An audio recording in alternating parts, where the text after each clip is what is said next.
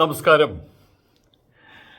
പ്രമുഖനായിട്ടുള്ള ഒരു മുസ്ലിം പണ്ഡിതൻ ഇവിടെയല്ല, ഇപ്പം അദ്ദേഹം സ്ഥിരം ദുബായിലാണ്. അദ്ദേഹം എന്നോട് വിളിച്ചു പറഞ്ഞു ഇന്നലെ രാത്രി, സ്വാമിജി ഒരൊറ്റ കാര്യം മാത്രമേ ഞാൻ പറയുന്നുള്ളൂ. അദ്ദേഹത്തിന് 80 വയസ്സുണ്ട് എന്നാണ് പറഞ്ഞത്. ലോകം മുഴുവൻ ചുറ്റിയിട്ടുള്ള ആളാണ്. ഒരൊറ്റ കാര്യം മാത്രം അദ്ദേഹം പറഞ്ഞത്, സ്വാമിജി ഇപ്പോൾ നടത്തുന്നത് ഗീതയിൽ പറയുന്ന ധർമ്മസംസ്ഥാപനത്തിന് വേണ്ടിയിട്ടുള്ള കാര്യങ്ങൾ അങ്ങ് നടത്തുന്നത്.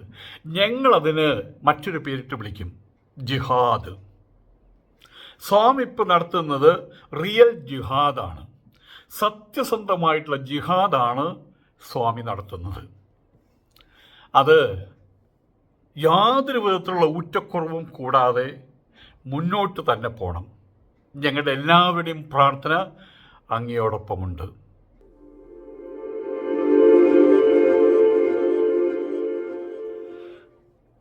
നമസ്കാരം. അധർമ്മത്തിൻ്റെ മർമ്മം ഭേദിച്ചുകൊണ്ട് മാത്രമേ ധർമ്മസംസ്ഥാപനം നടക്കൂ.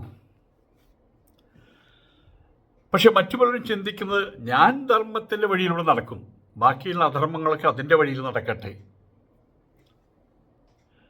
ഒരു കൂട്ടം ആളുകൾ വലിയൊരു മംഗലിയിൽ ഈ ഭാഗത്ത് നിന്ന് ഇങ്ങനെ പാൽ ഒഴിച്ചുകൊണ്ടിരിക്കുന്നു, ശുദ്ധമായിട്ടുള്ള പശുവിൻ പാൽ ഒഴിച്ചുകൊണ്ടിരിക്കുന്നു.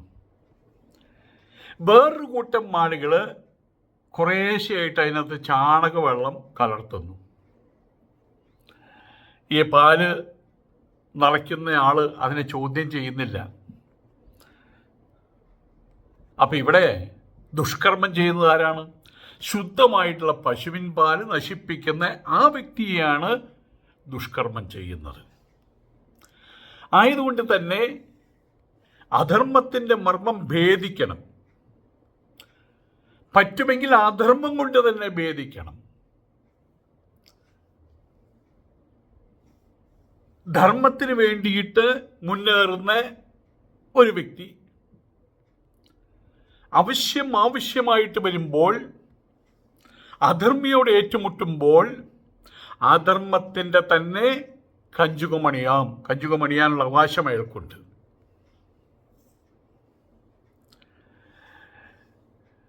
പ്രൈവറ്റ് ഡിഫൻസ് എന്ന് പറയും നമ്മളുടെ ഭാരതീയ ന്യായ സംഹിതയിലെ പ്രൈവറ്റ് ഡിഫൻസ്. ഒരു വ്യക്തിയുടെയോ ഒരു കുടുംബത്തിൻ്റെയോ ഒരു ഗ്രാമത്തിൻ്റെയോ അന്തസ്സിനെയും ആഭിജാത്യത്തെയും തകർക്കാൻ വേണ്ടി ആയുധപാണിയായിട്ട് വരുന്ന ഒരാളെ നിങ്ങൾക്ക് ഇല്ലാതാക്കാം.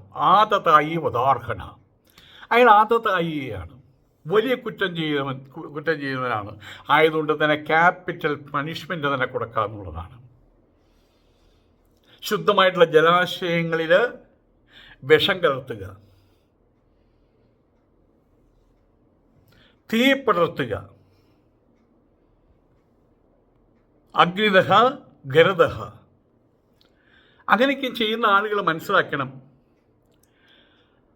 അഗ്നി പടർത്തിയിട്ട് നമ്മൾ പറയുകയാണ്, ആ വീട് മാത്രം കത്തിച്ചാൽ മതി, അതിൻ്റെ കാര്യമില്ലല്ലോ, അതിങ്ങനെ കത്തിപ്പടരും ലോകമാകെ. അതിനെതിരെ ചെറുവിരൽ പോലും ചൂണ്ടാൻ കഴിയാതിരിക്കുന്ന ഒരാളെ ഏറ്റവും കുറഞ്ഞത് സന്യാസി എന്ന പേര് ഇട്ട് വിളിക്കരുത്. കാരണം അയാളെ സംബന്ധിച്ചിടത്തോളം അയാൾക്ക് നഷ്ടപ്പെടാനുള്ളത് അയാൾ നേടിവെച്ച മൂല്യങ്ങൾ മാത്രമാണ്. അല്ലെങ്കിൽ അയാൾ നേടിവെച്ച ഇഹലോക കാര്യങ്ങൾ മാത്രമാണ് അയാൾക്ക് എക്സിസ്റ്റൻസ്, അത് മാത്രമേ അയാൾക്ക് നഷ്ടപ്പെടാനുള്ളൂ. അയാളുടെ ആത്മാവ് സംശുദ്ധമാണ്. അയാൾ എന്തിനാ പേടിക്കുന്നത്? പിന്നെ അധർമ്മത്തിൻ്റെ കഞ്ചുകം, അധർമ്മ്യ ആയുധവുമായിട്ട് വരുമ്പോൾ ആവശ്യമായിട്ട് വരുന്ന സമയത്ത് അധർമ്മത്തിൻ്റെ തന്നെ കഞ്ചുകം എടുത്ത് അണിയാം. ലക്ഷ്യം ഇത്ര മാത്രമേ ഉള്ളൂ, ധർമ്മസംസ്ഥാപനം. ഇവിടെ അത്രയും പറയാൻ കാരണം, ഞാൻ ഈ യൂട്യൂബ് കാര്യങ്ങൾ അതിലൂടെയാണല്ലോ ഇപ്പം നമ്മൾ തമ്മിൽ കാണുന്നത്. അതുവരെ ഞാൻ എൻ്റെ സങ്കേതങ്ങളിൽ പോയിട്ട് ഗീത നടത്തും.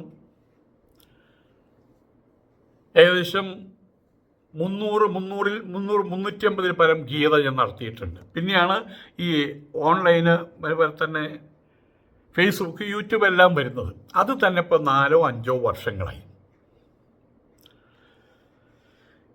ഇവിടെ ഞാൻ എവിടെയാണെങ്കിലും എൻ്റെ പ്രവചനങ്ങൾ നടത്തുമ്പോൾ ഞാൻ ഉദ്ദേശിക്കുന്നത് ജനങ്ങളെ ബോധവൽക്കരിക്കുക. ഇത് കേൾപ്പിക്കലല്ല, ദക്ഷിണ വാങ്ങിക്കലല്ല. നിങ്ങൾക്ക് ചെയ്യാൻ ചില കാര്യങ്ങളുണ്ട്. ഒരു മാലിന്യ കൂമ്പാരത്തിൽ നിന്ന് ഒരു 10 ഇല പെറുക്കിയിട്ട് നിങ്ങൾ അപ്പുറത്തുള്ള അത് കൊണ്ടിടേണ്ടുന്ന ആ ജാറിനകത്ത് കൊണ്ടിട്ട് കഴിഞ്ഞാൽ, അല്ലെങ്കിൽ അത് കത്തിച്ച് കളഞ്ഞാൽ അതും വലിയൊരു കാര്യം തന്നെയാണ്. പുറകിൽ ഒരുപാട് ആൾക്കാർ അനുമതി ചെയ്യാൻ. പണ്ടൊരു ചൈനക്കാരൻ, അങ്ങനെയൊക്കെ ഒരുപാട് പ്രായമുണ്ട്, 50 വയസ്സ് മുതൽ അദ്ദേഹം ഒരു കാര്യം ചെയ്യാൻ തുടങ്ങി. വലിയൊരു മലയാണ് നിൽക്കുന്നത്. ഇവിടെയാണ് അദ്ദേഹത്തിൻ്റെ ഗ്രാമം. ആയതുകൊണ്ട് തന്നെ സൂര്യൻ ഉദിച്ചു കഴിഞ്ഞാൽ സൂര്യൻ മേലോട്ട് വന്ന് ഏകദേശം ഒരു 2 മണിയാകുമ്പോഴാണ് ഈ ഗ്രാമത്തിൽ സൂര്യൻ്റെ വെളിച്ചം തട്ടുക. അത് കഴിയുമ്പോഴേക്കും കഴിഞ്ഞു. കാരണം അപ്പോൾ ഈ സൂര്യൻ അസ്തമിക്കേണ്ട സമയമാവില്ല. അപ്പോൾ 1 മണിക്കൂർ 2 മണിക്കൂറാണ് അദ്ദേഹത്തിന് സൂര്യ വെളിച്ചം കിട്ടുക. അത് പോരാ ആ ഗ്രാമത്തിന്. ഇദ്ദേഹം എന്ത് ചെയ്തു? ഒരു മൺവെട്ടിയും ഒരു ചട്ടിയും എടുത്ത് ഈ മലയുടെ മുകളിലേക്ക് പോയി. ദിവസവും കാലത്ത് അദ്ദേഹം മണ്ണ് വെട്ടിയിട്ട് ആ ചട്ടിയിൽ നിറച്ചിട്ട് താഴത്തേക്ക് കൊണ്ടുവരും, ഒറ്റ പ്രാവശ്യം. എന്നിട്ട് താഴെ കൊണ്ടുവന്ന് താഴെ വിതറും. ഇത് അദ്ദേഹം 80 വയസ്സ് വരെ 30 വർഷം ഇത് തുടർന്നു. ഒരിക്കൽ അദ്ദേഹത്തോട് ചോദിച്ചൊരു ചോദ്യമുണ്ട്. കുറേ കാലം കഴിഞ്ഞ് ഇതിനെ കണ്ട സമയത്ത് കുറേ കഴിഞ്ഞപ്പോൾ ചോദിച്ചു, നിങ്ങൾ എന്താണ് ഈ കാണിക്കുന്നത്? ഞാൻ എൻ്റെ ഗ്രാമത്തിലേക്ക് സൂര്യനെ സ്വാഗതം ചെയ്യുകയാണ്. എങ്ങനെ? ഈ മല ഞാൻ ഇല്ലാതാക്കും. നിങ്ങൾ ഇത്രയും കാലം അത് ചെയ്തിട്ട് മലയുടെ മേൽഭാഗം ഇത്ര കുറച്ച് മാത്രം ഒന്ന് പരന്നു കിട്ടി, അത്രയല്ലേ ഉണ്ടായിട്ടുള്ളൂ. അദ്ദേഹം പറഞ്ഞു, ഇന്ന് ഞാനിത് ചെയ്യുന്നു, നാളെ എൻ്റെ പുറകിൽ 10,000 വരും. അതുപോലെ സംഭവിച്ചു. അദ്ദേഹത്തിൻ്റെ പുറകിൽ അദ്ദേഹത്തിൻ്റെ മകൻ വന്നു, ചെറുമക്കൾ വന്നു, അവരുടെ കൂട്ടുകാർ വന്നു. ആ ജനം മുഴുവൻ ഇളകി. അവർക്ക് മനസ്സിലായി നമ്മൾ ഒത്തുപിടിച്ചാൽ ആ മല തവിടുപൊടിയാക്കാമെന്ന്. അങ്ങനെ ആ മല തവിടുപൊടിയാക്കി അവിടേക്ക് സൂര്യൻ്റെ വെളിച്ചം കടന്നു വന്നു. ആയതുകൊണ്ട് തന്നെ ഒരൊറ്റ യേശു ക്രിസ്തുവാണ് അവിടെ. ഒറ്റ പ്രവാചകനാണ് അറേബ്യൻ ദേശങ്ങളിൽ. ഒറ്റ ബുദ്ധഭഗവാനാണ്. ഒറ്റ മഹാത്മാഗാന്ധിയാണ്. ഇവരൊക്കെയാണ് അതാതിടങ്ങളിൽ അവരുടെ ജീവൻ കളഞ്ഞിട്ട് പോലും അധ്വാനിച്ചത് ധർമ്മത്തിന് വേണ്ടിയിട്ട്. അതിൻ്റെ അറേബ്യൻ വെർഷനാണ് ജിഹാദ്. ധർമ്മം എന്താണെന്ന് അറിഞ്ഞിട്ടും ധർമ്മത്തിന് വേണ്ടി പൊരുതാതെ അധർമ്മത്തെ കയ്യും കെട്ടി നോക്കിയിരിക്കുന്നവനാണ് ഏറ്റവും വലിയ കാഫർ. ആ അധർമ്മം അവന് ചിലപ്പോൾ ചെയ്യുന്നവനല്ല, അവന് ചിലപ്പോൾ വകതിരിവുണ്ടാവില്ല. ആയതുകൊണ്ട് അവൻ ചെയ്യും. അത് നോക്കിയിരിക്കുന്നവനാണ് ഏറ്റവും വലിയ തെറ്റുകാരൻ. ഗീതയിൽ പറയുന്നുണ്ട്, എവിടേക്കാണോ അധർമ്മം ഉയർന്നു വരുന്നത്, എവിടേക്കാണോ ധർമ്മം താഴ്ന്നു പോകുന്നത്, യഥാഹി ധർമ്മസ്യ ഗ്ലാനിർഭവതി ഭാരത അഭ്യുത്ഥാനം അധർമ്മസ്യ തദാത്മാനം സൃജാമ്യഹം. അവിടേക്ക് അതിനെ അവതരിക്കും ധർമ്മത്തെ മേലോട്ട് കൊണ്ടുവരാൻ. എന്നിട്ട് എന്താ ചെയ്യാന്നറിയാമോ? പരിത്രാണായ സാധൂനാം വിനാശായ ച ദുഷ്കൃതാം. സത്തുക്കളായിട്ടുള്ള ആളുകൾ, നല്ലവരായിട്ടുള്ള ആളുകളുടെ പരിത്രാണനത്തിനായിക്കൊണ്ടും ദുഷ്ടന്മാരുടെ അനിഹിലേഷനായിക്കൊണ്ടും സംഭവാമി, ഞാൻ സംഭവിക്കും. സംഭവാമി എന്ന് പറഞ്ഞാൽ ഞാൻ സംഭവിക്കുന്ന അർത്ഥമുള്ളൂ. അത് സംഭവിക്കേണ്ട കാര്യങ്ങൾ സംഭവിക്കേണ്ട സമയത്ത് സംഭവിക്കുന്നതൊക്കെ ആരുണ്ടാക്കിയ അർത്ഥങ്ങളാണ്. സംഭവാമി, ഞാൻ അവതരിക്കുന്ന പറഞ്ഞിട്ടുള്ളത്. ഗീതയും അതുതന്നെയാണ് പറയുന്നത്. ആയതുകൊണ്ട് തന്നെ എന്നാൽ കഴിയുന്ന വിധത്തിൽ ഞാൻ തുറന്നു വന്നിട്ടുണ്ട്.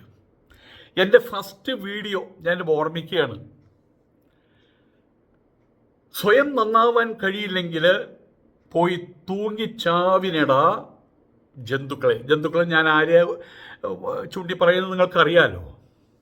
അന്ന് തുടങ്ങിയ പോരാട്ടം 14.5 വയസ്സുള്ള സമയത്ത് ഞാൻ പലപ്പോഴും പറഞ്ഞാണ്, പക്ഷെ നിങ്ങൾക്ക് തന്നെ കാണാപ്പാടായിട്ടുണ്ടാവും. എൻ്റെ നാട് തൃക്കൂരിൽ അവിടെ ഒരു ശിവക്ഷേത്രമുണ്ട്. അതിനകത്ത് ഞങ്ങൾ കുറച്ച് ആൾക്കാർ കയറി ചെന്ന സമയത്ത് അതിലൊരു വാരിയൊരു കുട്ടി ഉണ്ടായിരുന്നു. അയാൾക്ക് മാത്രം കയ്യിൽ പ്രസാദം, ബാക്കി എല്ലാവർക്കും കല്ലിൽ എറിഞ്ഞു തന്നു. ഞാൻ തിടപ്പള്ളിയിൽ കയറിയിട്ട് ചന്ദനെടുത്തു. അയാൾ പറഞ്ഞു, നശൂലങ്ങൾ ഇനി മണ്ഡപത്തിൽ കയറി തൊഴുതോളൂ. അവിടെ കരുതി മണി അടിച്ചു തൊഴു എന്നാൽ ഇനി പൂജ്യം താൻ തന്നെ ആയിക്കോ, നശൂലം എന്നിട്ട് അയാൾ ഇറങ്ങിപ്പോയി. ഞാൻ ആ അമ്പലത്തിനകത്ത് കയറി. അവിടെ ഉണ്ടായിരുന്ന ഒരു ചെറിയൊരു കൊട്ടയിൽ പൂവുണ്ടായിരുന്നു, പട്ടിയിൽ പൂവുണ്ടായിരുന്നു. അതെടുത്ത് ആ വിഗ്രഹത്തിൻ്റെ മേലെ ഇട്ടിട്ട് ഞാൻ ശംഭോ മഹാദേവ എന്ന് വിളിച്ചു. പിന്നെ ഒരു ക്ഷേത്രത്തിൽ ഞാൻ കയറിയിട്ടില്ല. പിന്നെ മനസ്സിലായി ലോകത്തിലെ ഏറ്റവും വലിയ ബ്ലണ്ടർ, ഏറ്റവും വലിയ ഫൂളിഷ്നെസ് ഇത്തരം കാര്യങ്ങളാണെന്ന് മനസ്സിലായി. പിന്നെ അവിടെ ഞാൻ ഒരിക്കലും അവിടെ കയറാൻ നിന്നിട്ടില്ല. ഏതായാലും അത് സംബന്ധിയായിട്ട് ഈ സമൂഹത്തിൽ പടർത്തുന്ന എല്ലാ വിധത്തിലുള്ള അശ്ലീകരത്വങ്ങളെയും എന്നാൽ കഴിയുന്നവരെ ഞാൻ ചോദ്യം ചെയ്തിട്ടുണ്ട്. ഇവിടെ പലപ്പോഴും ഇതിന് ഞാൻ പേരിട്ട് വിളിക്കുന്നതും, ഇപ്പോൾ പലരും പേരിട്ട് വിളിക്കുന്നത് എന്താണ്? ധർമ്മയുദ്ധം. ഇന്നലെ ഫോൺ ചെയ്ത ആൾ പറഞ്ഞു, സ്വാമി നടത്തുന്നത് ധർമ്മയുദ്ധമാണ്, ഞങ്ങൾ അതിന് ജിഹാദ് എന്ന് പറയുമെന്ന്. കേട്ടപ്പോൾ വലിയ സന്തോഷം തോന്നി. സാമ്പത്തികമാണ് ലക്ഷ്യമെങ്കിൽ ചാഞ്ഞു കിടക്കുന്ന മരത്തിൽ ഓടിക്കയറിയല്ലേ നല്ലത്. നമ്മൾ ഈ മുളങ്കാടുകളിലൂടെ ഓടിച്ചാടി അവിടെ ഇവിടെ കയറി മുറിവേൽക്കേണ്ടതില്ലല്ലോ. കാരണം വേദാന്തം ട്രഡീഷണലായിട്ട് പഠിച്ചവനാണ് ഞാൻ. വേദമല്ല, വേദം കർമ്മികൾക്കുള്ളതാണ്, അത് പൂർവഭാഗമാണ്. ഞങ്ങൾക്ക് അതുമായിട്ട് യാതൊരു ബന്ധവുമില്ല. വേദാന്തം കർമ്മകാണ്ഡമാണ്, അതാണ് പഠിച്ചത്. വേദാന്തം ജ്ഞാനകാണ്ഡമാണ്, അതാണ് പഠിച്ചത്. വേദം സന്യാസിമാർക്കില്ല. എൻ്റെ വേഷം വെച്ചുകൊണ്ട് ഈ കർമ്മ പദ്ധതികൾ ചെയ്യാൻ പാടുള്ളതല്ല. ജ്ഞാനകാണ്ഡികൾ കർമ്മകാണ്ഡ പ്രക്രിയകൾ, സ്വർഗകാമോ യജേത. നിങ്ങൾക്ക് സ്വർഗം വേണോ? ദേ ഇവിടെ കാണുന്ന നരകം, വീട്ടിലുള്ള നരകം, സാമ്പത്തിക നരകം, മക്കളുടെ നരകം ഇതൊക്കെ തീർക്കണോ? നിങ്ങൾ ഞാൻ പറയുന്ന പൂജകൾ ചെയ്തോളൂ. അതാണ് സ്വർഗകാമോ യജേത. സന്യാസിമാർക്ക് അതില്ല. എൻ്റെ വേഷം വെച്ച് എന്നെ സമീപിക്കുന്നവരുണ്ട്. അവർക്ക് എന്താ വേണ്ടത്? അവർക്ക് ഊതിക്കൊടുക്കണം, അവർക്ക് ചരട് ജപിച്ച് കെട്ടിക്കൊടുക്കണം. അവർ ചോദിക്കും, സ്വാമി നോക്കി പറയുമോ എന്ന്, ഭാവി ഭൂതം കബഡി നിരത്തി പറയുമോ എന്ന്, കൈ നോക്കി പറയാമോ എന്ന്. അവർക്ക് വീട്ടിൽ പ്രശ്നമുണ്ട്, ഭർത്താവ് മദ്യപാനിയാണ്, കുട്ടികളുടെ കല്യാണം കഴിഞ്ഞിട്ടില്ല, അവരുടെ മകൾ ഇവരേക്കും പ്രശ്നങ്ങളാണ്, മകൻ പഠിക്കില്ല, അവനും തെമ്മാടിയാണ്. അവരൊക്കെ അതൊക്കെ ഒഴിവാക്കണം, ആ പ്രശ്നങ്ങൾ ഒഴിവാക്കണം.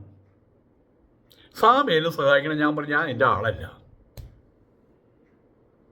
എന്നെ സംബന്ധിച്ചിടത്തോളം all scriptures are the pillars of our life structures.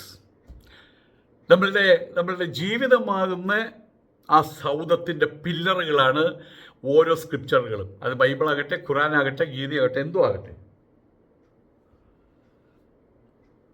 എല്ലാം ജീവിതഗന്ധികളാണ്.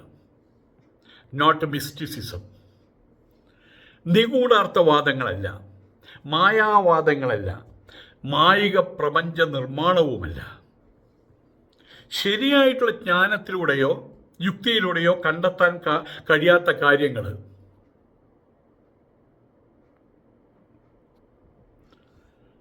ശരിയായിട്ടുള്ള ജ്ഞാനത്തിലൂടെയോ അല്ലെങ്കിൽ യുക്തിയിലൂടെയോ കണ്ടെത്താൻ കഴിയാത്ത കാര്യങ്ങളെക്കുറിച്ചുള്ള ജൽപ്പനങ്ങൾ, അതാണ് ഗൂഢവാദം. അതാണ് മിസ്റ്റിക് സേയിങ്സ് എന്ന് പറയുന്നത്. അവിടെ ചോദ്യങ്ങളില്ല, അവിടെ ഉത്തരങ്ങളുമില്ല, വെറും വിശ്വാസം മാത്രം. ഞാൻ ഹിമാലയത്തിൽ പോയപ്പോൾ ഒരാൾ പറയുന്ന എന്നോട്, ഞാൻ ഹിമാലയത്തിൽ പോയപ്പോൾ, ഹിമാലയത്തിൽ ഉള്ളകങ്ങളിലേക്ക് കയറിപ്പോയപ്പോൾ, സ്വാമിജി ഞാൻ കണ്ടു സ്വാമിജി. എന്ത്? ആരോടും പറയരുത് കേട്ടോ, ആരും പറയരുതെന്ന് വെച്ചിട്ട് അവരെന്നോട് പറയാണ്, ശിവനെ കണ്ടു സ്വാമിജി ഞാൻ. വേറെ കുറേ ആൾക്കാർ ഇന്നും ജീവിച്ചിരിക്കുന്ന ഹനുമാനെ കണ്ടു. എന്നൊക്കെ പറയുന്ന ആൾക്കാരുണ്ട്. അപ്പം അത് പറയുന്ന സമയത്ത് അങ്ങനെയോ ഞാൻ സ്വാമിക്ക് ദക്ഷിണ കിട്ടും. ഞാനെന്ത് പറയുന്ന അറിയോ, നിർത്ത്, നീ അധികം പറയണ്ട. ഇതെല്ലാത്തിനെയും പെർസോണിഫൈ ചെയ്ത് ആ പേഴ്സണെയാണ് ഈ കണ്ടു എന്ന് പറയുന്നത്. അപ്പം അവിടെ ചോദ്യങ്ങളും പാടില്ല, ഉത്തരങ്ങളും പാടില്ല. അപ്പം നമ്മൾ പറയും, നിങ്ങളൊക്കെ മഹാഭാഗ്യവാന്മാരാണ്, മംഗളം മംഗളം ശ്രീ മംഗളം, ആ തൃപ്പാദങ്ങളിൽ പ്രണമിക്കാൻ തോന്നുന്നു. അവർ ശിവനെ നേരിട്ട് കണ്ടതല്ലേ, നമുക്കത് കാണാൻ പറ്റിയിട്ടില്ലോ. അങ്ങനെ പറഞ്ഞാൽ നമുക്കൊരു 100 രൂപ ദക്ഷിണ കിട്ടും. ഞാൻ വെച്ചാൽ പോടുന്നു വർത്താനം പറയാതെ എന്ന് പറഞ്ഞാലും അവർ പറയും, എന്നെക്കുറിച്ച് ഇങ്ങോട്ട് പറയും, ആ പോടോ എന്ന് പറയും. അത്ര തന്നെ. അത് ഞാൻ ഒരുപാട് കേട്ടിട്ടുള്ളതാണ്. സത്യത്തിൻ്റെ പാതയിൽ സഞ്ചരിക്കുമ്പോൾ ക്ഷുരസ്യധാര, ഈ ക്ഷുരകൻ്റെ കത്തി പോലെയാ. ആ കത്തിയുടെ മേലെ സഞ്ചരിക്കുമ്പോൾ അങ്ങോട്ടും ഇങ്ങോട്ടും വീടാ പോയി. അത്രയും മൂർച്ചയേറിയതാണ് ക്ഷുരസ്യധാര. അതുപോലെ സഞ്ചരിച്ചത്. അതുകൊണ്ട് ഒരുപാട് മുറിവുകൾ എൻ്റെ മനസ്സിലും ബുദ്ധിക്കും ശരീരത്തിനും ഏറ്റിട്ടുണ്ട്. ഞാൻ പലപ്പോഴും കാണിച്ചു തന്നാണ്. സത്യപ്രമാണങ്ങളിൽ മിസ്റ്റിക് സേയിങ്സ് ഉണ്ടാവില്ല. ജീവിതത്തെക്കുറിച്ചാണ് പറഞ്ഞിട്ടുള്ളത്. എപ്പോഴാണ് എണീക്കേണ്ടത്, എപ്പോഴാണ് ഉറങ്ങേണ്ടത്, എങ്ങനെയാണ് പ്രാർത്ഥിക്കേണ്ടത്, അച്ഛനോടെങ്ങനെ, അമ്മയോടെങ്ങനെ, അവനവൻ്റെ കർമ്മങ്ങൾ എങ്ങനെ ചെയ്യണം. ഇതാണ് വിശുദ്ധ ഖുറാനിലാകട്ടെ, ഗീതയിലാകട്ടെ, അതല്ലെങ്കിൽ ബൈബിളിലാകട്ടെ. ആകാശത്തിലും ഭൂമിയിലും വെള്ളത്തിനടിയിൽ ഒന്നിനെ എടുത്ത് പൂജിക്കരുതെന്ന് പറഞ്ഞിട്ടുണ്ട്. ഇപ്പോൾ സ്ഥിതി എന്താണ്? ഏതായാലും ഒരിക്കൽ ഞാൻ എൻ്റെ നാട്ടിൽ പോയപ്പോൾ ഒരു കറുത്ത ഷീല എന്നൊരു കുട്ടിയുണ്ട്. എൻ്റെ ഒപ്പം പഠിച്ചതാണ്. എൻ്റെ അതേ പ്രായമാണ്. ആ കുട്ടിയുടെ അമ്മയും അവരുടെ അമ്മ ഞങ്ങളുടെ വീട്ടിൽ ഒരു ജോലിക്കാരിയായിരുന്നു. അവിടെ കാര്യസ്ഥ എന്നൊക്കെയും പറയാം. അവരുടെ മകളാണ് ഇവിടെ. കറുത്ത ഷീല എന്നാണ് പേരിട്ടിട്ട്. ഷീല എന്ന പേര്, പക്ഷേ ആൾക്കാർ കറുത്ത ഷീല എന്ന് വിളിക്കും. അപ്പോൾ ഒരു ദിവസം എന്നെ കണ്ടപ്പോൾ, അവിടെ വെച്ച് കണ്ടപ്പോൾ, അന്നവിടെ VIP ആയിട്ട് ചെന്നിരിക്കുക ഗീത നടത്താൻ. പക്ഷേ ഇവൾക്ക് ഞാൻ അവളുടെ കൂട്ടുകാരനാണ്.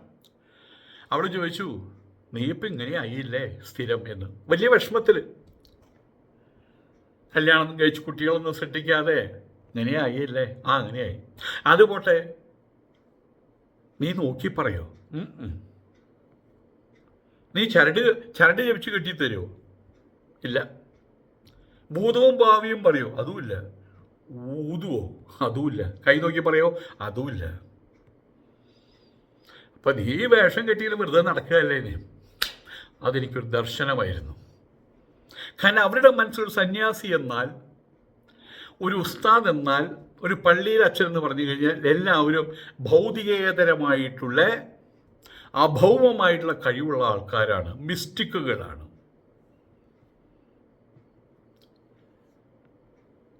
എന്നെ ഇതുപോലെ തന്നെ എൻ്റെ സ്കൂളിൽ പഠിച്ച എൻ്റെ ഒപ്പം പഠിച്ചൊരു അംബുജാഷി ഒരു കുട്ടി ഒരിക്കൽ എൻ്റെ കണ്ണു കഴിഞ്ഞാൽ അവരും മുഖം തിരിക്കും. ഒരു ദിവസം ഭയങ്കര ദേഷ്യം വന്നു എനിക്ക്. എന്താ ഇങ്ങനെ എന്നോട്? ഞാൻ ഒരു വൃത്തിയോട് കാണിച്ചിട്ടില്ലല്ലോ. നീ എന്ത് ചെയ്യുക? എന്നെ കാണുമ്പോൾ മുഖം കൊണ്ട് തിരിക്കും. ഞാൻ വല്ല കല്ലെടുത്ത് കുത്തിട്ടോ എന്നൊക്കെയും പറഞ്ഞു. അതിനുള്ള സ്വാതന്ത്ര്യമുള്ളൂ. അതുകൊണ്ടല്ല. പിന്നെ സ്വാമിയായില്ലേ എന്ന് പറഞ്ഞു. ഞാൻ സ്വാമിയല്ല, എൻ്റെ പേര് രമേഷ് വിളിച്ചാൽ മതി. അയ്യോ, അങ്ങനെ വിളിക്കാൻ പാടില്ല. നിങ്ങൾക്കൊക്കെ മനസ്സ് മൈൻഡ് റീഡിങ് കഴിവുള്ള ആൾക്കാരാണ് അത്ര സന്യാസിമാർ.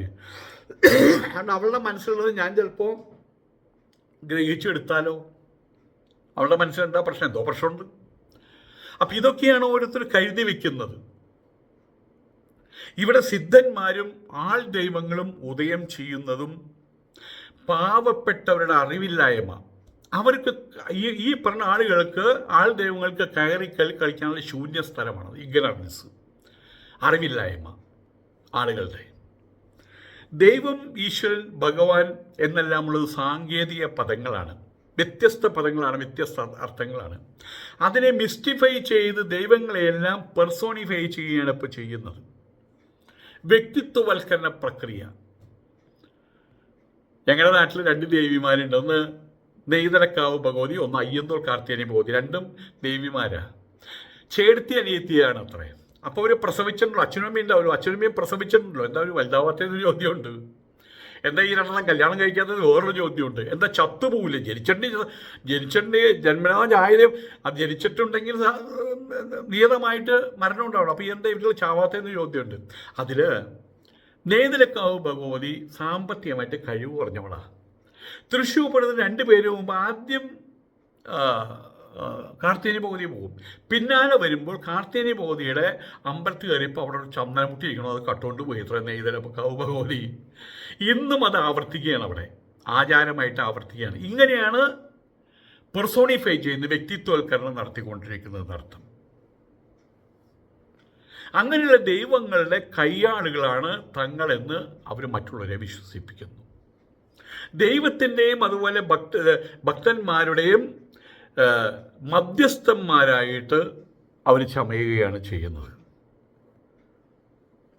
ഒരു വലിയ മതിലിൻ്റെ ഇപ്പുറത്ത് ദൈവം, ഇപ്പുറത്ത് ഭക്തൻ, നടുവിലാണ് നമ്മളുടെ ആൾ ദൈവങ്ങൾ അല്ലെങ്കിൽ സന്യാസിമാർ, ഉസ്താദുമാർ, പൂജാരിമാർ കയറിയിരിക്കുന്നത്. അപ്പം ഇങ്ങനെ ആകുമ്പോൾ ഈ ഭക്തന് ഭഗവാനെ കാണാൻ പറ്റില്ലല്ലോ.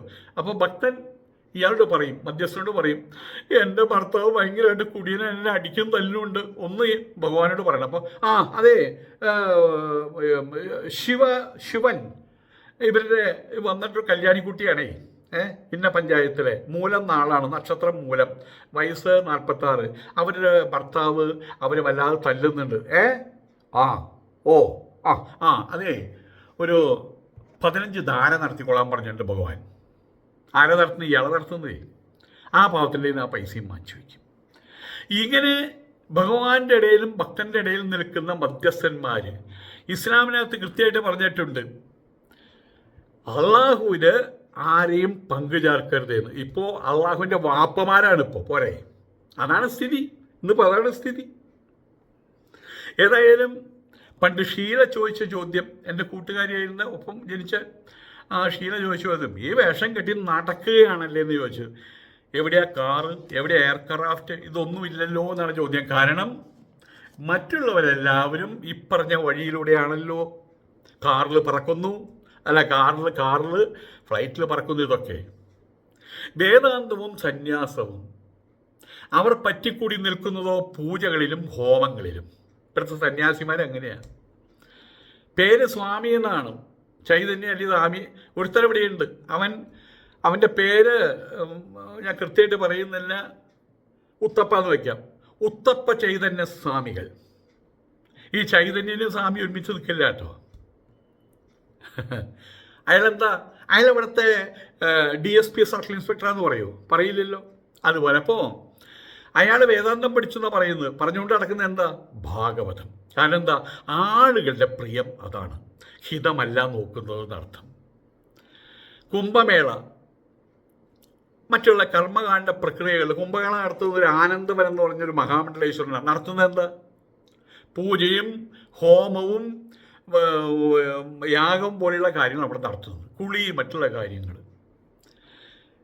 ഞാൻ എല്ലാ കുംഭമേളകളിലും പങ്കെടുത്ത ആളാണ്. എങ്ങനെയെന്ന് അറിയാമോ? എൻ്റെ വീട്ടിലെ ബാത്റൂമിൽ വരുന്ന വെള്ളം തന്നെയാണോ ഗംഗയിലെ വെള്ളവും?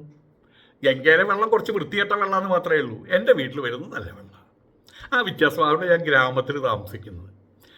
ഇപ്പോൾ നിള നദിയിൽ നടക്കുന്നത് വൃത്തികെട്ട പരിപാടിയാണ് നടക്കുന്നത്. കുറേ മറക്കടന്മാർ, കുറേ രാക്ഷസന്മാർ വന്നുള്ള പൂജകളും അതും ഇതും അതോടുകൂടി അവസാനിക്കും. ഹിന്ദുവിന് ഒരു ഉപകാരമില്ല. ആധ്യാത്മിക പ്രവൃദ്ധതയ്ക്ക് വേണ്ടിയിട്ടല്ല നടത്തുന്നത്, അവിടെ രാഷ്ട്രീയ പ്രവൃദ്ധതയ്ക്ക് വേണ്ടിയിട്ട് അവിടെ നടക്കുന്നത്. അത് കൃത്യമായിട്ട് അറിയാവുന്നതുകൊണ്ടാണ് അവിടുത്തെ രാഷ്ട്രീയക്കാരൻ അങ്ങോട്ട് തിരിഞ്ഞു നോക്കാത്തത്. ഈ സന്യാസിമാർ കാണിക്കുന്നത് MBBS പഠിച്ചിട്ട് നേഴ്സിംഗ് അസിസ്റ്റൻറ്റിൻ്റെ ജോലി ചെയ്യുന്ന പോലെയാണ്. വേദാന്തം പഠിച്ചു എന്നാ വെപ്പ്, ചെയ്യുന്നത് ഭാഗവതം കയ്യിലിരുന്ന് കൊഞ്ഞാണൻ വിദ്യ. എന്നെ സംബന്ധിച്ചിടത്തോളം 2 കാര്യങ്ങളാണ് പഠിച്ചു വച്ചിട്ടുള്ളത്. സ്വാമി പറഞ്ഞു തന്ന 2 കാര്യങ്ങൾ, എൻ്റെ ഗുരു പറഞ്ഞു തന്ന 2 കാര്യങ്ങൾ. ഇവിടുത്തെ പഠനം കൊണ്ട് 2 കാര്യങ്ങൾ നേടാം. ഒന്ന് എക്സിസ്റ്റൻസ് അഥവാ അവരുടെ നിലനിൽപ്പ്, 2 എത്തിക്സ് ഓർ വാല്യൂസ്, ചില ധാർമ്മിക മൂല്യങ്ങൾ. ഇന്നലെ നമ്മുടെ ഇയാളെ എന്തായാലും പറയുക, SK ചാനലിൽ 24 ആണെന്ന് തോന്നുന്നുണ്ട്, അതിൽ സംവാദം നടന്നു. ഒരു ഭാഗത്തിരിക്കുന്നത് മുഴുവൻ ഈ മിസ്റ്റിക്കുകൾ, അപ്പുറത്തിരിക്കുന്നത് നമ്മളുടെ മജീഷ്യൻ ഉണ്ടല്ലോ തൊപ്പിയും വെച്ചിട്ട്, സാമ്രാട്ട്, മജീഷ്യൻ സാമ്രാട്ട്. മജീഷ്യൻ സാമ്രാട്ട് തോറ്റോണം തോൽക്കുക. കാരണം എന്താ?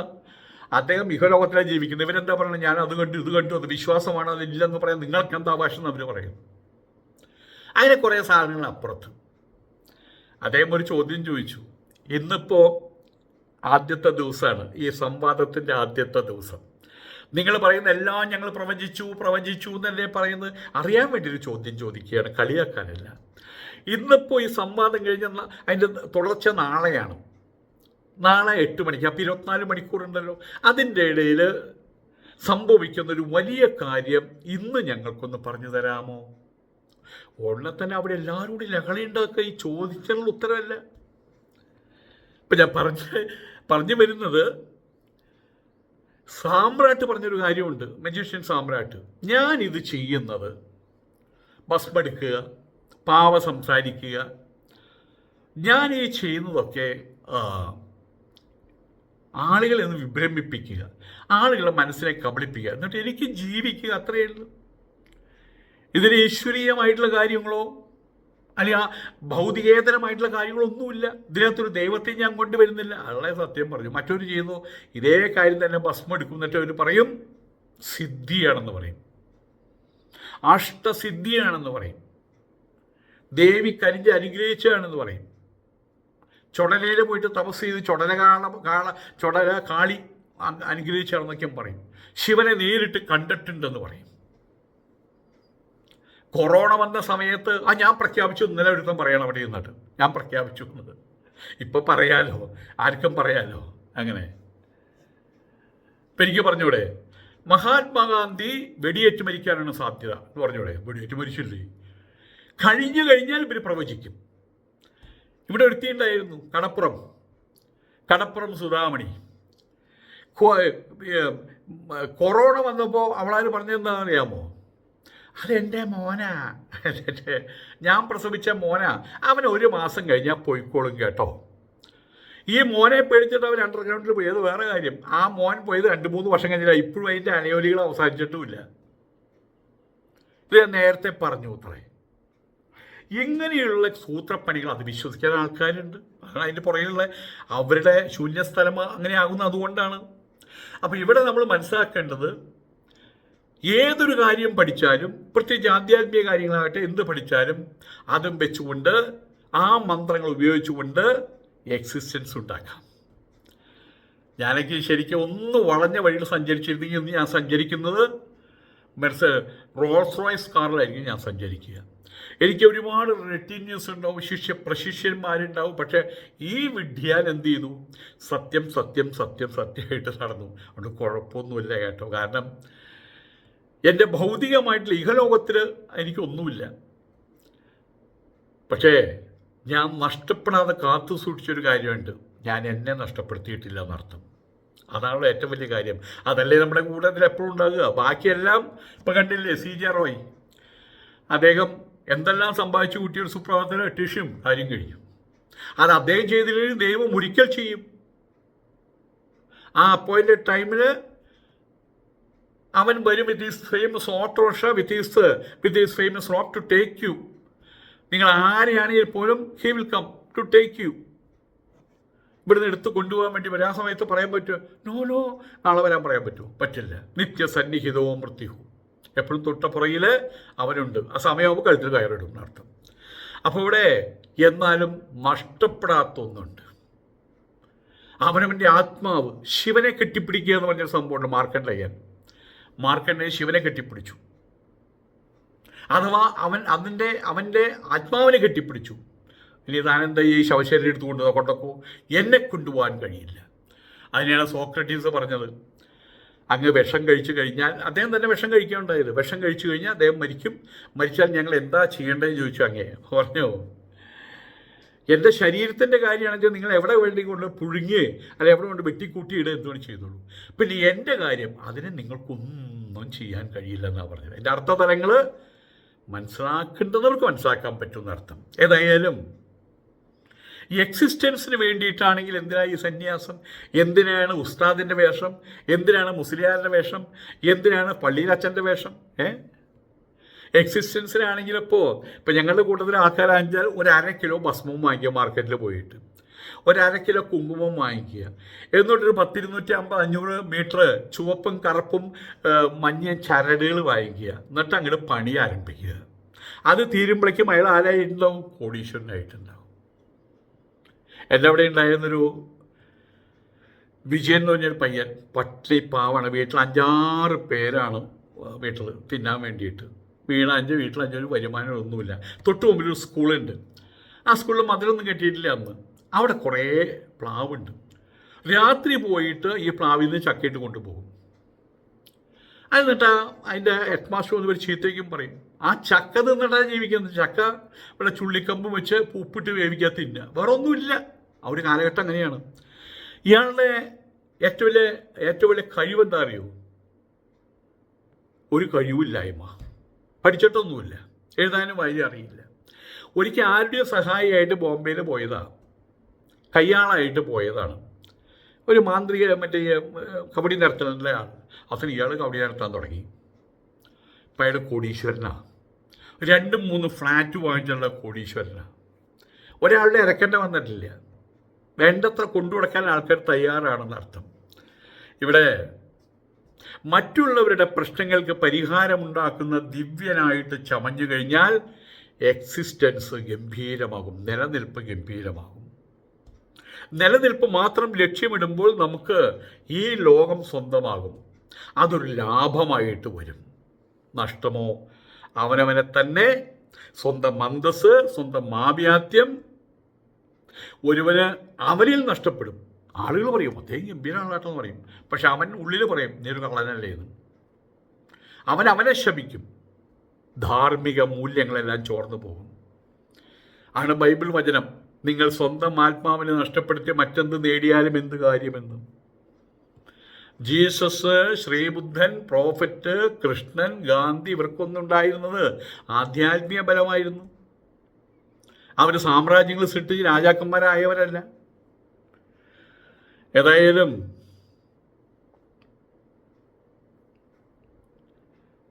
തൃക്കൂരിൽ പ്രശസ്തമായിട്ടുള്ള ക്ഷേത്രത്തിൻ്റെ ശ്രീകോവിലിൽ കയറിയിട്ട് എൻ്റെ വക പുഷ്പാർച്ചന നടത്തി ശംഭോ മഹാദേവ എന്ന് പറഞ്ഞ് ഇറങ്ങിയ മുതൽക്ക് തുടങ്ങിയതാണ് എൻ്റേതായിട്ടുള്ള പ്രവർത്തനങ്ങൾ. അധർമ്മത്തിൻ്റെ മേലെ കല്ലെടുത്തെറിയുന്ന പ്രവർത്തനങ്ങൾ അതിപ്പോഴും തുടരുകയാണ്. പൊരുത്തനെ കൂട്ടുകിട്ടിയിട്ടുണ്ട്. അവൻ ഇസ്ലാമിനെ ദ്രോഹിച്ചുകൊണ്ടിരിക്കുകയാണ്. അത് ചൂണ്ടിക്കാണിക്കുമ്പോഴാണ് നല്ല സുഹൃത്തുക്കൾ എന്ന് പറയുന്നത് സ്വാമി ഇപ്പോൾ ചെയ്യുന്നത് ധർമ്മ സംസ്ഥാപനമാണ്. അഥവാ ഞങ്ങളുടെ ഭാഷ പറഞ്ഞാൽ സ്വാമി അസ്സൽ ജിഹാദിയാണ്. സ്വാമി ചെയ്യുന്ന ജിഹാദാണ്. അതെനിക്ക് എത്രമാത്രം ബലമുണ്ടാക്കി തന്നിട്ടുണ്ടെന്ന് അറിയാമോ? ഏതായാലും ചിലരെന്ന് ചോദിക്കും, എന്തിനാ സ്വാമി അവനവൻ്റെ കാര്യം നോക്കി സന്തോഷമായിട്ട് കുറച്ച് ഭസ്മവും കുറച്ച് ചരടൊക്കെയും കുങ്കുമമായിട്ടങ്ങനെ നടന്നാൽ പോരെ എന്ന്. അപ്പം ഞാൻ എന്നോട് ചോദിക്കും, നീ എന്തിനാ അതൊക്കെ ചെയ്യുന്നതെന്ന്. ഉത്തരം കിട്ടും, somebody is sticking behind me. എൻ്റെ പുറകിൽ ആരോ ഉണ്ട്. ആരോ എൻ്റെ പുറകിൽ നിൽക്കുന്നുണ്ട്. ആൻഡ് ഓർഡറിങ് മീ, നീ എന്നത് ചെയ്യുക. ചെയ്യിക്കുന്നു, അത്രമാത്രം ചെയ്യിക്കുന്നു, ഞാൻ ചെയ്യുന്നു, അത്രമാത്രം. എൻ്റെ പുറകിൽ നിൽക്കുന്നത് ആരാണെന്ന് എനിക്കറിയില്ല. ഒരു മുസ്ലിമിൻ്റെ ഭാഷയിലാണെങ്കിൽ എനിക്ക് ഇത്രയേ പറയാം, അല്ലാഹു. എന്നെക്കൊണ്ട് ചെയ്യിപ്പിക്കുന്നത് ദീൻ സംബന്ധമായിട്ടുള്ള കാര്യങ്ങൾ. അപ്പം അത് ജിഹാദായിട്ട് മാറുന്നു. അപ്പം ഞാൻ ചെയ്യുന്ന ജിഹാദാണ്.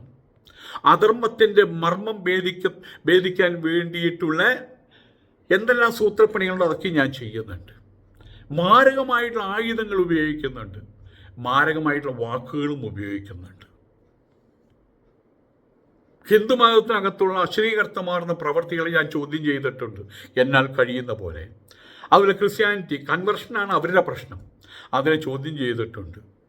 ഇപ്പോൾ ഇസ്ലാമിൽ പലരും, പ്രധാനമായിട്ട് നബി തിരുമേനി അദ്ദേഹത്തിൻ്റെ ഏക മകൻ മരിക്കുന്ന സമയത്ത്, ചിലപ്പോൾ 5-6 വയസ്സുള്ള മരിച്ചു. ആ സമയത്ത് അവിടെ സൂര്യഗ്രഹണം ഉണ്ടായി. സൂര്യനൊന്ന് മറഞ്ഞു. ഈ സമയത്ത് അവിടെയുള്ള ആൾക്കാർ പറഞ്ഞു, കണ്ടോ നമ്മളുടെ പ്രവാചകൻ്റെ മകൻ മരിച്ചപ്പോൾ സൂര്യൻ പോലും മങ്ങിപ്പോയി. അന്ന് പറഞ്ഞു മേലിൽ ഇത്തരം വർത്താനം പറയരുതെന്ന്. അന്ധവിശ്വാസത്തിനെതിരെ വീശിയ ഒരു കൊടുവാൾ പ്രയോഗം. മേലിൽ ഇങ്ങനത്തെ കാര്യങ്ങൾ പറയരുതെന്നാണ് പറഞ്ഞത് അദ്ദേഹം. പക്ഷെ ഇപ്പോൾ നടക്കുന്നത് എന്താ? പറയാതിരിക്കാൻ വയ്യ. പ്രവാചകൻ്റെ ശരീരത്തിൻ്റെ പ്രവാചകൻ്റെ രൂപഭാവ ഭേദങ്ങളൊന്നും അന്ന് യമനിൽ വലിയ വലിയ വലിയ കലാകാരന്മാരുണ്ടായിരുന്നു. അവർ ചിത്രം വരച്ച ഒരാളെ ഇങ്ങനെ പിടിക്കാവുന്ന രീതിയിൽ അവർ ചിത്രം വരയ്ക്കും. പക്ഷേ നബി തിരുമേനിയുടെ ചിത്രം വരച്ചില്ല. അബൂബക്കറിന്റെ ഖലീഫയുടെ ചിത്രം വരച്ചില്ല. അലി ബിൻ അബൂ ത്വാലിബ്, ഉസ്മാൻ, ഇവരുടെ ആരുടെയും, ഉമർ ബിൻ ഖത്താബ് ആരുടെയും ചിത്രം വരച്ചില്ല. എന്താ ചിത്രം വരയ്ക്കുന്ന ആളുകളില്ല എന്നിട്ടാണോ? ചിത്രം പോലും ആരാധനയ്ക്ക് അർഹമല്ല. അവൻ ഒരുവന്മാർ ഇബാദത്ത് അത്രയും എല്ലാ പ്രാർത്ഥനയും എല്ലാ ആരാധനയും അവനിലേക്ക് മാത്രം. എന്നിട്ടാണ് നബി തിരുമേനിയുടെ ബോഡി വേസ്റ്റ് എന്ന് പറയുന്ന ബോഡി വേസ്റ്റ്, ഇനി അത് തന്നെയാണെങ്കിലും അത് ബോഡി വേസ്റ്റ് ആണല്ലോ, അതിനെ കൊണ്ട് ഇവിടെ ആരാധിക്കുന്നത്. അപ്പോൾ അവരെ ആരാധിക്കുന്നില്ല, സ്നേഹിക്കുന്നത്. അപ്പോൾ അവരെ സ്നേഹിക്കുന്നില്ല, പിന്നെ എന്തിനാ അവിടെ മുഴുകി വെച്ചിട്ടുള്ളതൊരു ചോദ്യമുണ്ട്. അതിനെ ചൂണ്ടിക്കാണിക്കുന്നു. അപ്പോഴും കല്ലേറാണ്. പക്ഷേ എൻ്റെ സന്തോഷം എന്ന് കാലത്ത് വിളിച്ചു പറഞ്ഞാൽ ഇതിനു മുമ്പ് വിളിച്ചു പറഞ്ഞിട്ടുണ്ട്. ഞാനിവിടെ കോട്ടയത്ത് പ്രസംഗിക്കാൻ പോയ സമയത്ത് അവിടെ RV ബാബു ഒരു മന്ത്രം ചെല്ലിപ്പോൾ ബാക്കി ചെല്ലിയൊരു ഉസ്താദിൻ്റെ ആളുടെ പേര് ഞാൻ പറയുന്നില്ല. അദ്ദേഹം പറഞ്ഞു, സ്വാമിയാണ് ജിഹാദി എന്ന്. ആ വാക്കെന്ന് ഞാൻ ഓർമ്മിക്കുകയാണ്. ധർമ്മം എന്തെന്നറിയുന്നു, ആ ധർമ്മത്തിന് വേണ്ടി അധർമ്മത്തിനെ പ്രതിരോധിക്കുന്നു, ചിലപ്പോൾ ആക്രമിക്കുന്നു. അതാണ് വേണ്ടത് സ്വാമി. അതിലൂടെ നേടിയെടുക്കുന്നത് മക്കാ വിജയം, അവനവനിലുള്ള വിജയം. ഞാൻ എന്നിലുള്ള തന്നെ അകൃതങ്ങളെ പരാജയപ്പെടുത്തി എന്നിലുള്ള എന്നെ വിജയിപ്പിക്കുന്നു. അതാണ് എൻ്റെ മക്കാ വിജയം. ഏതായാലും ഇവിടെ ചിലവർ ഇത്തരം കാര്യങ്ങൾ പറയുമ്പോൾ ഒരു ചോദ്യമുണ്ട്, നിങ്ങൾക്കെന്താ ഞങ്ങളുടെ മതത്തിൽ കാര്യമെന്ന്? ബൈബിള് ആസ് വെൽ ആസ് ഖുറാൻ, സത്യത്തിൽ അവർ തന്നെ പറയും സ്റ്റാൻഡ്സ് ഫോർ സൊസൈറ്റി, എപ്പോഴും പറയുന്നതാണ്. അത് ബൈബിൾ ക്രിസ്ത്യാനിക്ക് വേണ്ടിയിട്ടോ ഖുറാൻ മുസ്ലിങ്ങൾക്ക് വേണ്ടിയിട്ടല്ല, ലോകർക്ക് വേണ്ടി നിലകൊള്ളുന്നു. ലോകർക്ക് stands for society, all society, സമൂഹത്തിന് വേണ്ടി നിലകൊള്ളുന്നു. പക്ഷെ പറച്ചിലിൽ മാത്രം ആരെങ്കിലും പറയുകയാണ്, അതെന്താ ഈ ഖുറാനിൽ ഇങ്ങനെ പറഞ്ഞു ചോദിക്കുമ്പോൾ താൻ ആരോടോ ചോദിക്കാമെന്നായി അർത്ഥം. അണ്ടിയോടെ അൽക്കുമ്പോൾ മാങ്ങയുടെ പുളിയറിയാതെ പറയും. അപ്പോൾ ഞങ്ങളുടെ മതമായി, നിങ്ങളുടെ മതമായി, താൻ ആരടോ എന്ന് ചോദ്യമായി, താൻ തൻ്റെ മതത്തിൻ്റെ കാര്യങ്ങൾ അന്വേഷിക്കുന്നതായി. പക്ഷെ പറയുമ്പോൾ എന്താ? ഖുറാൻ ദൈവത്തിൻ്റെ വചനങ്ങളാണ്, മനുഷ്യർക്ക് വേണ്ടിയും നല്ല കാര്യമാണെന്ന് അങ്ങനെയാണ് പറഞ്ഞിട്ടുള്ളത്. പക്ഷെ ഇങ്ങനെയുള്ള ചില കുടിലമായിട്ട് ചിന്തിക്കുന്ന ആളുകൾ, സങ്കുചിതമായിട്ട് ചിന്തിക്കുന്ന ആളുകൾ ആ ഖുറാനൊരാൾ പുസ്തകം വാങ്ങിച്ചു വെച്ചാൽ പോലും നിങ്ങൾ എന്തിനാണ് പുസ്തകം വാങ്ങിക്കുന്നത്? നിങ്ങൾ ഹിന്ദു അല്ലേ, നിങ്ങൾക്ക് എന്തിനാണ് ഞങ്ങളുടെ പുസ്തകം? അവിടെ നിന്ന് തുടങ്ങും പലരും. അപ്പം ഞങ്ങളുടെ മതമായി, മറ്റൊക്കെ നിങ്ങളുടെ മതമായി. ഇവിടെ മനസ്സിലാക്കേണ്ടുന്നൊരു കാര്യമുണ്ട്, ഇത് സമൂഹമാണ്. ബഹുളങ്ങളായിട്ടുള്ള ചിന്താധാരകളുടെ സമ്മിളിത സ്വരൂപമാണ് ഈ സമൂഹം. തൊട്ടടുത്ത വീട്ടിൽ ഒരു തൊരപ്പൻ ചത്തു. വലിയ എലിയാണ് തൊരപ്പൻ എന്ന് വിളിക്കുക. അത് ചത്ത് ചീഞ്ഞ് മണം വരാൻ തുടങ്ങി. അതിൻ്റെ തൊട്ടപ്പുറത്താണ് ഞാൻ താമസിക്കുന്നത്. അപ്പോൾ ഞാൻ അവരോട് പറഞ്ഞു, ആ മണം വല്ലാതെ അടിക്കുന്നു കേട്ടോ, എന്തെങ്കിലും ചെയ്യണം, നിങ്ങളത് എടുത്ത് കളയുന്നതിന് ചെയ്യണം. നിങ്ങളാരാ ഞങ്ങളുടെ വീട്ടിൽ നടക്കുന്ന കാര്യം നിങ്ങളാരാ ചോദിക്കാൻ? ഇത് സൊസൈറ്റിയാണ്, ഒരു സമൂഹമാണ്.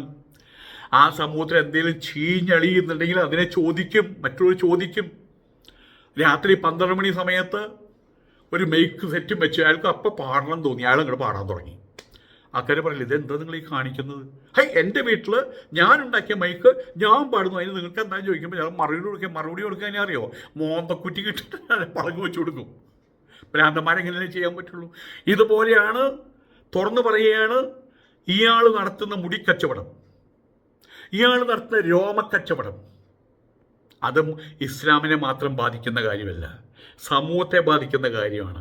ഞാൻ കേരളീയനാണ്, എവിടെ ചീഞ്ഞ നാറ്റം വരുമ്പോഴും ഞാൻ പറയും ഇത് അവിടെ ചീഞ്ഞ നാറ്റം വരുന്നുണ്ടല്ലോ എന്ന് പറയും. കാരണം അതെന്നെയും ബാധിക്കുന്നുണ്ട്. ശബരിമലയിലെ കാര്യം എന്നേ പറയാൻ തുടങ്ങി. അവിടെയുള്ള ചൂട്ട് കത്തിച്ച് കാണിക്കലും അവിടെ ഉദിക്കുന്ന നക്ഷത്രം ഇപ്പോഴും കാണാം. ഇപ്പോഴും നമ്മളുടെ കാലത്ത് നിങ്ങൾ 5 മണിക്ക് നിങ്ങൾ വടക്കോട്ട് നോക്ക്, ഒറ്റ നക്ഷത്രമേ കാണുള്ളൂ അവിടെ. അതിൻ്റെ പേര് സിറിയസ് എന്നാ. ചോദ്യം അർത്ഥമല്ല കേട്ടോ. അർത്ഥം അവിടെ പ്രതിഷ്ഠ നടത്തിയ സമയത്തെക്കുറിച്ച് അയ്യപ്പൻ്റെ ജന്മനക്ഷത്രം എന്ന് പറയും. പക്ഷെ അവിടെ ഉദിക്കുന്നതല്ല. പാട്ടിൽ പറയുന്നത് അത്തം നക്ഷത്രം, അത് പ്രാസോപ്പിച്ച് പറഞ്ഞതാ. ചോതി നക്ഷത്രം സുഖമല്ലല്ലോ, അത് സീരിയസ് ചോദ്യമാണ്. 4 പ്രകാശ വർഷങ്ങൾക്ക് അപ്പുറം നിൽക്കുന്നൊരു സാധനമാണത്. അതൊക്കെ നേരത്തെ പറഞ്ഞതാണ്. എല്ലാ അമ്പലങ്ങളും ഈ 40,000 ക്ഷേത്രങ്ങളും ഇന്നത്തെ ഹിന്ദുക്കളെ നശിപ്പിക്കാനുണ്ടായതാണ്. അവിടെ ഒരു കല്ലും കുത്തിവെച്ച് അത് ഈ ദൈവം, അത് മറ്റേ ദൈവം, അത് ഈ ദൈവം അങ്ങനെ ഒരു ദൈവത്തിന് വടമാല വേണം, ഒരു ദൈവത്തിന് പായസം വേണം, ഇങ്ങനെ പറഞ്ഞ് അവർ തന്നെ അതിൽ കുറച്ച് ആൾക്കാർ അത് പെട്ടിപ്പീടികളായിട്ട് അവർ സൂഹിക്കുന്നു. ഇങ്ങനെയുള്ള ആധ്യാത്മിക മാലിന്യ കേന്ദ്രങ്ങൾ, അമ്പലങ്ങൾ എന്ന് പറഞ്ഞ ആധ്യാത്മിക മാലിന്യ കേന്ദ്രങ്ങൾക്കകത്ത് കയറിക്കൂടി സ്വസമുദായത്തിലുള്ള ആളുകളുടെ കാല് വെട്ടി ചോര കുടിക്കുന്ന പിശാചുകളാണ് അതിനകത്തുള്ളത്. അമ്പല കമ്മിറ്റി, എല്ലാ അമ്പല കമ്മിറ്റിക്കാരും ഇത് തന്നെയാണ് പലപ്പോഴും ഇസ്ലാമിലും, ഇത് തന്നെയാണ് പലപ്പോഴും ക്രിസ്ത്യാനിറ്റിയും സംഭവിക്കുന്നത്. എന്നാലും എണ്ണിയെടുക്കാവുന്ന മരുന്നിന് കുറച്ച് ആൾക്കാർ നല്ലവരുണ്ടാകും കേട്ടോ, ഇല്ലെന്നും പറയുന്നില്ല. ഏതായാലും എല്ലാ വിധത്തിലുള്ള പ്രമാണങ്ങളും ജനങ്ങൾക്ക് വേണ്ടി ഉണ്ടാക്കിയതാണ്, അതാണ് സത്യം. പക്ഷേ ജനങ്ങൾക്ക് വേണ്ടി ഉണ്ടാക്കിയതാണെന്ന് പറഞ്ഞ് നടക്കുന്നവർ തന്നെ അതിനകത്ത് എന്തെങ്കിലും ഒരു ശരിയല്ലായ്മ, ഒരു സംശയം ചോദിച്ചാൽ മതിയാണ്. താൻ ആരോട് സംശയം ചോദിക്കാൻ? അത് ഞങ്ങളുടെ മതഗ്രന്ഥമാണ്, തൻ്റെ മതഗ്രന്ഥം താൻ ചോദിച്ചാൽ മതി എന്നൊക്കെ പറയും. അതങ്ങനെ. ക്രൈസ്തവരുടെ കാര്യത്തിൽ കൺവെർഷൻ സമൂഹത്തെ ഏറ്റവും കൂടുതൽ നശിപ്പിക്കുന്ന പരിപാടി. എപ്പോഴും പറയും നിങ്ങൾ കൺവെർട്ട് ചെയ്തോളൂ, അതിന് വ്യവസ്ഥാപിതമായിട്ടുള്ള മാർഗങ്ങളുണ്ട്. First of all you try to change the heart. ഹൃദയത്തിനെ നിങ്ങൾ ചേഞ്ച് ചെയ്തെടുക്കൂ. ദെൻ ഓട്ടോമാറ്റിക്കലി അവർ ദേ വിൽ കൺവെർട്ട്.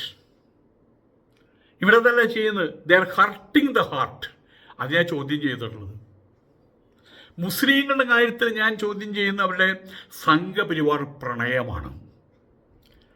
മുസ്ലിങ്ങളിൽ ഒരു കൂട്ടം ആൾക്കാർ അമിത്ഷയെ കാണാൻ പോന്നു, കാല് പിടിക്കാൻ പോണു, അവരുടെ സ്വാർത്ഥ താല്പര്യ സംരക്ഷണത്തിന് വേണ്ടിയിട്ട്. എന്താണ് അതിൻ്റെ കോൺസിക്വൻസ് എന്നറിയാമോ? സംഘപരിവാർ ഏറ്റവും കുറഞ്ഞത് മുസ്ലിങ്ങളെങ്കിലും സംഘപരിവാർ പ്രണയം വെച്ച് നടക്കരുത്. കാരണം അവരെ പ്രഥമ ശത്രുക്കളായിട്ട് ഉൾപ്പെടുത്തിയിട്ടുള്ള ആൾക്കാരാണ് അവർ. ഇപ്പം ഈ അടുത്ത കാലത്തായിട്ട് വലിയൊരു പ്രവണതയുണ്ട്. മതസ്പർദ്ധ, ജാതി സ്പർദ്ധ, വർഗീയത. ആരാണ് ചെയ്യുന്നത്? അതിൻ്റെ മൊത്തക്കച്ചവടക്കാരാണ് RSS, സംഘപരിവാറുകാർ. അതിലൂടെ അധികാരവും നേടിയെടുത്തിട്ടുണ്ട്. ആ ബലം വെച്ചുകൊണ്ട് അവരിൽ ചിലർ ഉടമകളെ പോലെ പെരുമാറുന്നു, ബാക്കി എല്ലാവരും അടിമകൾ. എന്ത് ധരിക്കണം, എന്ത് കഴിക്കണം, എങ്ങനെ പെരുമാറണം, ഏത് ഭാഷ സംസാരിക്കണം വരെ പറയാൻ തുടങ്ങിയിട്ടുണ്ട് അവർ. ഇതൊരു കട്ട് വന്നിട്ടുണ്ട്. ദക്ഷിണേന്ത്യ ആൻഡ് ഉത്തരേന്ത്യ. ഉത്തരേന്ത്യയിൽ കാണാം എല്ലാവരും അവരുടെ തുരുത്തുകളില്ല. മുസ്ലിം ഒരു തുരുത്തിൽ, ഇവരൊരു തുരുത്തിൽ, തമ്മിൽ ബന്ധങ്ങളില്ല അവിടെ. പക്ഷേ കേരളം, നമ്മളുടെ ദക്ഷിണേന്ത്യ, എസ്പെഷ്യലി കേരളം, പർട്ടിക്കുലർലി കേരളം ഇന്നും സെക്യുലറാണ്, മതേതര ചിന്താഗതി വെച്ച് പുലർത്തുന്നു. അവിടേക്ക് RSSന് സംഘപരിവാർ ഗ്രൂപ്പുകൾക്ക് ഒരാക്സസ്, ഒരു വഴി ആരെങ്കിലും സൃഷ്ടിച്ചാൽ അത് ചൂണ്ടിക്കാണിക്കും. തെറ്റാണെന്ന് പറയും, തെമ്മാടിത്തരാണെന്ന് പറയും, അതിലപ്പുറമുള്ള വാക്കുകളും പറയും. ഭയം കൊണ്ടാണ് ഈ നാടും നശിച്ചു പോരുന്നുള്ള ആ ഒരു താല്പര്യം കൊണ്ടാണ്, ദക്ഷിണേന്ത്യയിലും നശിച്ചു പോരുന്നുള്ള താല്പര്യം കൊണ്ടാണ്. അതെൻ്റെ ചുമതലയായിട്ട് ഞാൻ കണക്കിലെടുക്കുന്നത്. ഇനി വരുന്നൊരു തലമുറയ്ക്ക് കൂടി വേണ്ടുന്ന ഒരു സൽക്കർമ്മം. ആ സൽക്കർമ്മത്തിൻ്റെ പേരാണ് ധർമ്മം. അതിൻ്റെ അറേബ്യൻ വെർഷനാണ്, മുസ്ലിങ്ങൾ പറയുന്ന പേരാണ് ജിഹാദ്. ജിഹാദ് ആയതുകൊണ്ടാണ് എന്നെ അറിയുന്ന, ഞാൻ ദുബായിൽ പോയപ്പോൾ 2-3 വട്ടം അദ്ദേഹത്തെ കണ്ടിട്ടുണ്ട്. എല്ലാ പ്രാവശ്യം പോകുന്ന സമയത്ത് എല്ലാം ആ പ്രാവശ്യം അദ്ദേഹത്തെ കണ്ടിട്ടുണ്ട്. അദ്ദേഹം എനിക്ക് ഒരുപാട് സമ്മാനങ്ങൾ തരും. ഇങ്ങോട്ട് വരുമ്പോൾ കൊണ്ടുവരാൻ അണ്ടിപ്പരിപ്പ്, ഇത് കഴിഞ്ഞ പ്രാവശ്യം എനിക്കൊരു വാച്ച് അതൊക്കെ വാങ്ങിച്ചു തന്നു. അദ്ദേഹം വിളിച്ചു പറഞ്ഞത് സ്വാമി നടത്തുന്നത് ധർമ്മപ്രവർത്തനമാണ്, ക്ഷീണിക്കരുത്, മുന്നോട്ട് തന്നെ പോകണം, സ്വാമി ചെയ്യുന്നതാണ് റിയൽ ജിഹാദ് എന്ന് പറഞ്ഞിട്ടുണ്ട്. അതെനിക്ക് വല്ലാത്ത ഉൾബലമുണ്ടാക്കി തന്നിട്ടുമുണ്ട്. നമസ്കാരം.